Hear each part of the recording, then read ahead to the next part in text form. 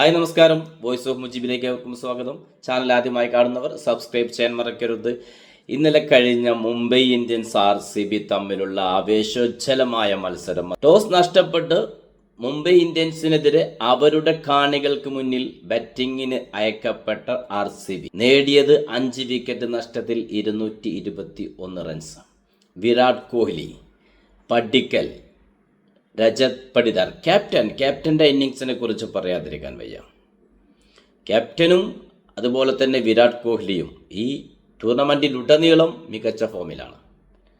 അവസാനത്തിൽ വന്ന് ജിതേഷയുടെ വെടിക്കെട്ട്, എല്ലാം കൊണ്ടും നല്ലൊരു ടോട്ടൽ 221 മറികടക്കാൻ ഇറങ്ങിയ മുംബൈ ഇന്ത്യൻസിന് തുടക്കത്തിൽ തന്നെ 2 വിക്കറ്റ് നഷ്ടമായി. കഴിഞ്ഞ കളിയിൽ പുറത്തിരുന്ന രോഹിത് ശർമ്മ തിരിച്ചെത്തിയിട്ടും വലിയ കാര്യമൊന്നും ഉണ്ടായില്ല. 17 റൺസിന് രോഹിത് ശർമ്മ പുറത്തായി.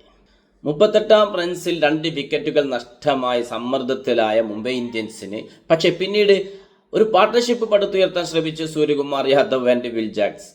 പക്ഷേ വളരെ ദയനീയമായിരുന്നു ആ ഒരു പാർട്ട്ണർഷിപ്പ്. ഒട്ടനവധി ബോളുകൾ മിസ്സാക്കിക്കൊണ്ട് 221 വലിയൊരു സ്കോർ ടാർഗറ്റ് വെച്ച് ബാറ്റ് ചെയ്യുമ്പോൾ തീർച്ചയായിട്ടും അത് നിരാശപ്പെടുത്തുന്ന ഒരു പ്രകടനമായി തന്നെയാണ് വിലയിരുത്തൽ. ട്രോളുകൾ ഒട്ടനവധി വന്നു കഴിഞ്ഞു. അങ്ങനെ ഒരു ഏകപക്ഷീയമായി RCB വിജയത്തിലേക്ക് പോകുമെന്ന് തോന്നിച്ച ഘട്ടത്തിലാണ് മുംബൈ ഇന്ത്യൻസ് മത്സരത്തിലേക്ക് ക്യാപ്റ്റൻ ഹർദിക് പാണ്ഡ്യയിലൂടെ തിരിച്ചു വരുന്നത്.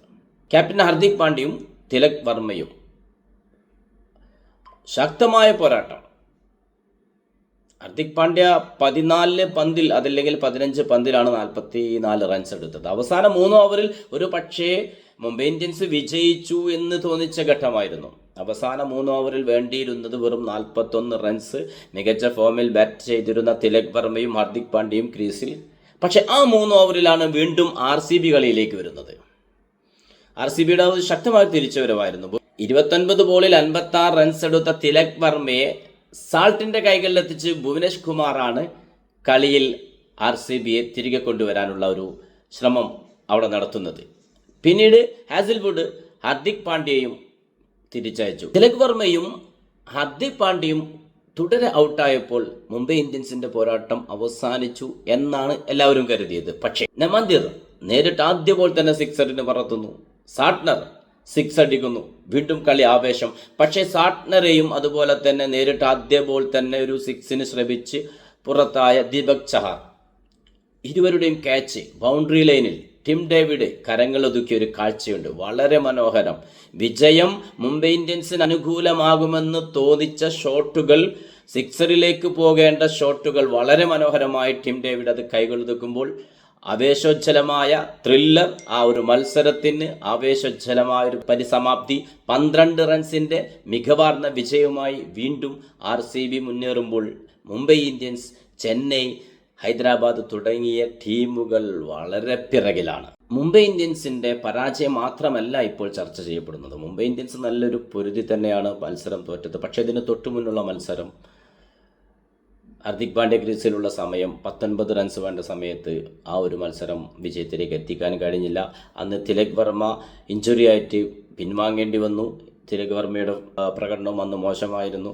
അങ്ങനെ തുടരെയുള്ള മത്സരങ്ങളിൽ വളരെ പിറകിലേക്ക് മുംബൈ ഇന്ത്യൻസ് പോകുന്ന ദയനീയ കാഴ്ചയാണ് കാണുന്നത്. മറ്റൊരു കാര്യം എടുത്തു പറയേണ്ടത് മുംബൈ ഇന്ത്യൻസിൻ്റെ ക്യാപ്റ്റൻസി, അത് വളരെ വിമർശനങ്ങൾക്ക് വിധേയമായി കൊണ്ടിരിക്കുകയാണ്. എടുത്തു പറയേണ്ട ഒരു മത്സരമുണ്ടായിരുന്നു. Ashwin Kumar, young bowler. അശ്വിൻ കുമാറിൻ്റെ അന്നത്തെ പ്രകടനം വളരെ മനോഹരമായിരുന്നു. 4 വിക്കറ്റുകളാണ് നേടിയെടുത്തത്. ആ മത്സരത്തിൽ മുംബൈ ഇന്ത്യൻസാണ് വിജയിച്ചത്. ആദ്യം ഫീൽഡ് ചെയ്ത മുംബൈ ഇന്ത്യൻസിനെ സംബന്ധിച്ച് ഒരു ഓവർ കൂടി അവിടെ അശ്വിൻ കുമാർ ചെയ്യുന്നതിന് യാതൊരു തടസ്സവും ഉണ്ടായിരുന്നില്ല. 2 വിക്കറ്റുകൾ കൂടി ശേഷിക്കുമ്പോൾ ഒരു ഓവർ കൂടി അദ്ദേഹത്തിന് നൽകി ഒരു 5 വിക്കറ്റ് നേട്ടം കൈവരിക്കാൻ ഒരു അവസരം നൽകാൻ ഹർദിക് പാണ്ഡ്യ തയ്യാറായില്ല എന്നുള്ളതാണ്. ഇത്തരം കാര്യങ്ങളൊക്കെ ആരാധകർ ഹർദിക് പാണ്ഡ്യക്കെതിരെ വിമർശനമായി കൊണ്ടുവരുന്നുണ്ട്. അത് സത്യം തന്നെയാണ്. പുതുതാരങ്ങളെ വളർത്തിക്കൊണ്ടുവരുന്നതിൽ ഒരു പക്ഷേ ഹർദിക് പാണ്ഡ്യക്ക് എതിരെ വിമർശനങ്ങൾ കൂടുതൽ വന്നുകൊണ്ടിരിക്കുന്നു. കഴിഞ്ഞ മത്സരത്തിൽ RCBക്കെതിരെ ജനവൻ ബൗളിങ്ങിലൂടെ ശ്രദ്ധ നേടിയ നമ്മുടെ കേരളത്തിൻ്റെ സ്വന്തം വിഘ്നേഷ് പുത്തൂർ ഒരു ഓവർ മാത്രമാണ് ബോൾ ചെയ്തത്. ഒരു ബൗളറായി ടീമിലിടം നേടിയ ഒരു കളിക്കാരൻ, അതും തൻ്റെ ബൗളിംഗ് ആക്ഷൻ്റെ വൈവിധ്യം കൊണ്ട് ശ്രദ്ധ നേടിയ ബാറ്ററെ വ്യക്തമായി കബളിപ്പിക്കാനും വിക്കറ്റ് നേടാനും കഴിയുന്ന ഒരു ബൗളർ ഒരു വിക്കറ്റ് നേടി ഒരു ഓവർ മാത്രം എറിഞ്ഞു നിൽക്കുമ്പോൾ പിന്നീട് ആ ബൗളറെ ഒരൊറ്റ ഓവർ പോലും നൽകാതെ മാറ്റി നിർത്തുന്ന ദയനീയ കാഴ്ച. ഇത്തരത്തിലുള്ള കാര്യങ്ങളെല്ലാം തീർച്ചയായിട്ടും ഹാർദിക് പാണ്ഡ്യയുടെ ക്യാപ്റ്റൻസിയെ ചോദ്യം ചെയ്തുകൊണ്ടിരിക്കുന്നു. വിമർശനങ്ങൾ വന്നുകൊണ്ടിരിക്കുന്നു. മുംബൈ ഇന്ത്യൻസിനെ സംബന്ധിച്ചിടത്തോളം ക്യാപ്റ്റനാകാൻ യോഗ്യതയുള്ള ഇനിയും ആളുകളുണ്ട്. ഹാർദിക് പാണ്ഡ്യ മോശം ക്യാപ്റ്റനാണെന്ന് അതിനർത്ഥമില്ല. പക്ഷേ അദ്ദേഹം താരങ്ങളെ വളർത്തിക്കൊണ്ടുവരുന്നതിൽ വളരെ പിറകോട്ടാണ് എന്ന വിമർശനം സോഷ്യൽ മീഡിയയിൽ ഉടനീളം വന്നു കഴിഞ്ഞു. അതിൽ ചില യാഥാർത്ഥ്യങ്ങൾ ഉണ്ട് താനും. അത്തരത്തിലൊരു സാഹചര്യത്തിൽ മുംബൈ ഇന്ത്യൻസിൻ്റെ ക്യാപ്റ്റൻ സ്ഥാനത്തേക്ക് സൂര്യകുമാർ യാദവ് അതല്ലെങ്കിൽ രോഹിത് ശർമ്മ, ഏതായാലും മുംബൈ ഇന്ത്യൻസിനെ സംബന്ധിച്ച് ക്യാപ്റ്റനാകാൻ യോഗ്യതയുള്ള പലരും നിലവിലുള്ള സ്ക്വാഡിലുണ്ട്. അതുകൊണ്ട് തന്നെ ക്യാപ്റ്റൻ സ്ഥാനം ഹാർദിക് പാണ്ഡ്യയ്ക്ക് നഷ്ടപ്പെട്ടാൽ കുറ്റം പറയാനാകില്ല. പല തരത്തിലുള്ള ചർച്ചകൾ നടന്നുകൊണ്ടിരിക്കുന്നു എന്നുള്ളതാണ് യാഥാർത്ഥ്യം. നമുക്ക് കാത്തിരിക്കാം. അടുത്ത മത്സരങ്ങൾ എല്ലാ ടീമുകൾക്കും വിജയം അനിവാര്യമാണ്. RCBയുടെ ഭാഗത്തേക്ക് വരുമ്പോൾ RCB മികച്ച ഒരു പ്രകടനമാണ് ഈ ടൂർണമെൻറ്റിലുടനീളം കാഴ്ചവെക്കുന്നത്. 4 മത്സരങ്ങൾ കഴിഞ്ഞ RCB ഒരു മത്സരം മാത്രമാണ് പരാജയപ്പെട്ടത്. ഒറ്റ മത്സരം മാത്രമാണ് പരാജയപ്പെട്ടത്. ക്യാപ്റ്റൻ, മുന്നിൽ നിന്ന് പട നയിക്കുന്ന ക്യാപ്റ്റൻ എന്ന് വേണം പടിതരെക്കുറിച്ച് പറയാൻ. 2 കളിയിലാണ് അദ്ദേഹം കളിയിലെ മികച്ച താരമായി മാറിയത്. വിരാട് കോഹ്ലി ആ ഒരു എക്സ്പീരിയൻസ് വളരെയേറെ ഉപയോഗപ്പെടുത്തി ടീമിന് വേണ്ടി അദ്ദേഹം ഈ സീസണിൽ മാത്രമല്ല, നമുക്കറിയാം നിർഭാഗ്യം കൊണ്ട് മാത്രമാണ് അദ്ദേഹത്തിന് ഒരു IPL കിരീടം നേടാൻ കഴിയാത്തത് അദ്ദേഹത്തിൻ്റെ ടീമിന്. തീർച്ചയായിട്ടും ഇത്തവണ അത് പലരും പ്രതീക്ഷിക്കുന്നുണ്ട്. എന്തായാലും നല്ലൊരു തുടക്കമാണ് ഈ സീസണിൽ RCBക്ക്. 4 മത്സരങ്ങൾ കഴിയുമ്പോൾ 6 പോയിൻറ്റോടെ 3-ാം സ്ഥാനത്തുണ്ട്. മത്സരങ്ങൾ ഇനിയും പൂർത്തിയായിട്ടില്ല. ഇനിയും ഒട്ടനവധി മത്സരങ്ങൾ ബാക്കിയുണ്ട്.